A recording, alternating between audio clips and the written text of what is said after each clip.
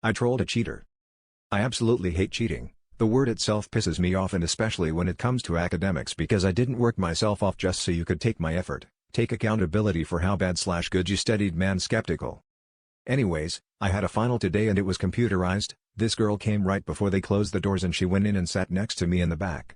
I noticed her right at the start, pushing her chair way back and hardly being at her desk. She was completely facing my screen, not just a side eye, a whole tilt, looking at my screen multiple times. I got pissed. I stopped doing my work and glared at her, which made her turn away. I quickly finished off the test since it was quite easy, thank God. And well, she is still trying to take a look at my screen. I get an idea. I haven't trolled in ages, let me have some fun, Lamau, and I started slow, so whenever she looked at mine I'd click at the report, which only showed the total number of questions rather than the questions themselves, which would make her look back at her screen. I'd click at certain numbers randomly, and when she'd try to catch up I'd switch to a whole different question. If I was in Q15, I'm now in Q37. I'd switch to Q40 and she'd start quickly clicking and I'd immediately switch to Q12.